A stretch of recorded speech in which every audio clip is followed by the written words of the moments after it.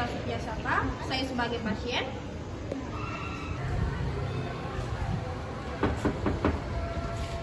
Assalamualaikum.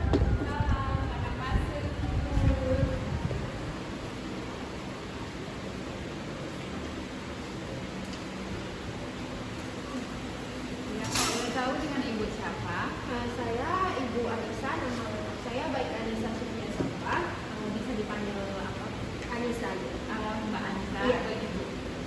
Mbak Anissa. Oh, Mbak Anissa. Mbak udah tahu kan di sini ruangan apa? Iya. Jadi di sini ruangan untuk konseling TBC ya Bu ya? Iya. Ruangan TBC. Bisa diceritakan keluhannya Mbak Anissa? Gini Mbak, kan ada keluarga saya yang terkena TBC. Nah, untuk mengantisipasi biar tidak menular ke keluarga yang lain itu gimana ya Mbak? Jadi apa namanya, untuk mengantisipasi cara penularan TBC itu, cara pencegahan penularannya itu juga ya, bisa pasien atau yang mengalami gejala TBC itu yang menggunakan masker, atau bisa juga yang tidak terkena itu menggunakan masker ketika berdekatan dengan penderita. Terus bisa juga yang kedua, tutup mulut dan hidung dengan alat dengan lengan atas bagian dalam. Ketika penderita TB atau yang mengalami penyakit TB, ketika bersin atau batuk, menutup dengan lengan bagian dalam. Oh, berarti kayak gini gitu Ya. Oh. Terus yang ketiga, tutup mulut dan hidung dengan tisu lalu buang ke tempat sampah. Atau jika tidak menggunakan lengan dalam, tidak mau menggunakan lengan dalam, ibu bisa menggunakan tisu lalu langsung buang ke tong sampah. Tapi setelah digunakan langsung buang ke tong sampah. Jangan dibuang sembarangan, karena kalau dibuang ke sembarangan kan ntar bisa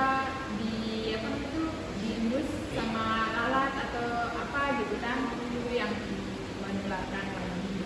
Terus selanjutnya itu cuci dengan menggunakan sabun dan air mengalir. Selalu cuci tangan dengan sabun dan air mengalir. Terus apalagi?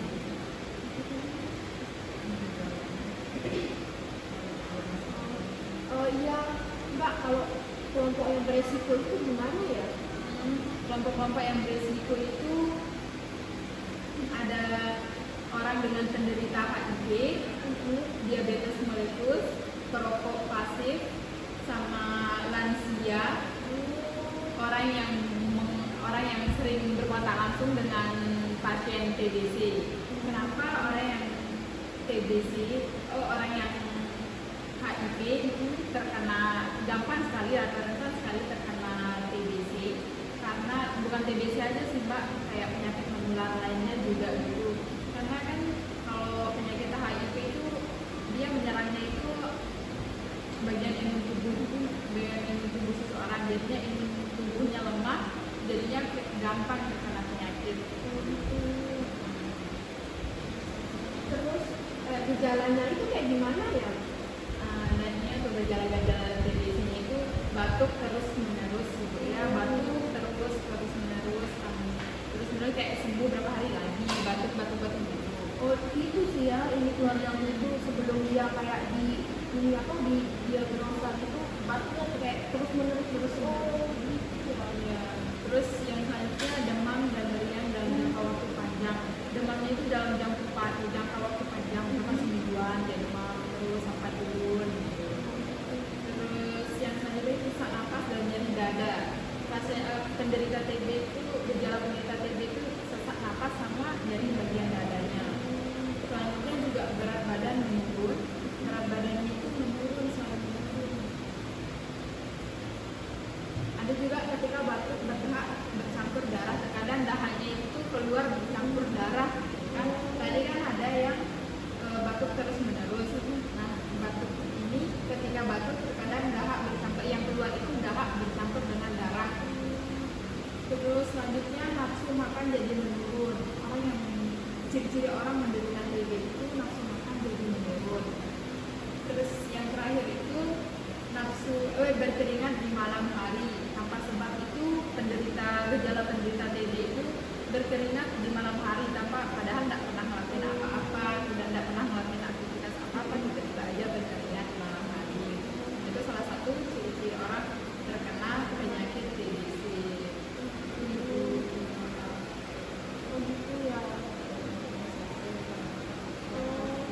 Terima kasih ya Mbak atas penjelasannya, membantu banget. Iya, semoga bermanfaat ya Mbak. Iya. Terima kasih Mbak. Terima kasih banyak Mbak. Iya. Halo, selamat siang. Perkenalkan, nama saya Maria Jana Stefanada. Saya sebagai penyuluh. Saya Berola Yulia Sasmita, saya sebagai pasien.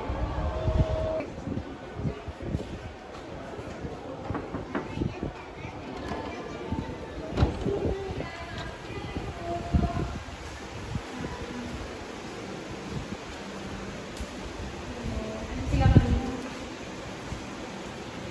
Baik Bu, atas nama siapa? Saya atas nama Raina. Halo Ibu Rayola. Saya panggil Ibu atau Mbak? Yang Mbak aja. Gimana Mbak? Ini datangnya nih mau nanya apa gitu?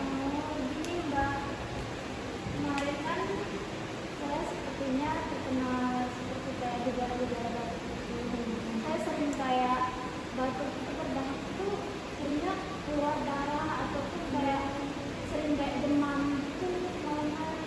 Terus saya pergi ke dokter itu katanya itu gejala TBC. Nah, tapi kan TBC itu menular kan Mbak. Saya nggak mau menularnya itu ke keluarga saya atau teman-teman dekat saya gitu. Jadi gimana sih Mbak caranya agar kita kayak nggak menular itu TBC-nya? Oh, biar gak menular ya Mbak ya.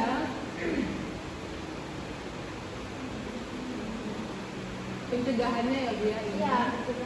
Jadi pencegahan penularan TBC itu dia ada 4 ya. Yang pertama menggunakan masker, yang kedua menutup mulut dan hidung dengan lengan atas bagian atas, terus tutup mulut dan hidung dengan tisu lalu buang ke tempat sampah.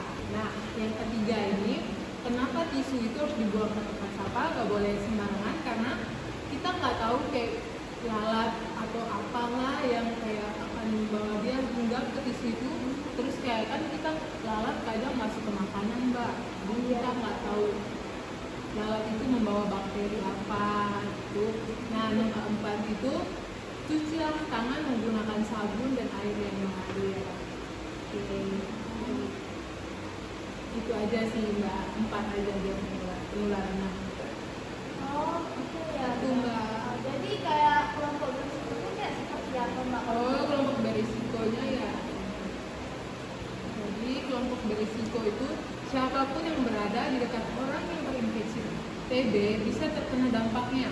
Namun yang paling berisiko ialah anak-anak, orang penderita HIV, lansia, orang-orang yang diabetes mellitus, orang yang sering kontak langsung dengan penderita TB serta perokok aktif. Mbak. Jadi saya harus kayak jaga jarak sama Jaga jarak saya, dulu gitu suami Mbak. saya. Oke. Gitu. Oh, Itu Mbak. iya.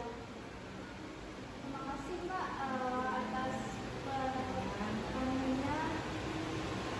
Ini kayak semoga ini ya Mbak ya, udah saya menjelaskan seperti ini, semoga ini Mbak bisa menerapkannya secara pelan-pelan gitu, biar keluarga yang Mbak sayangi itu nggak tertular TBC gitu. Ya. Terima kasih ya. Oke Mbak, sama. Cepat baik juga ya Mbak ya. Iya Mbak. Hati-hati Mbak. Iya.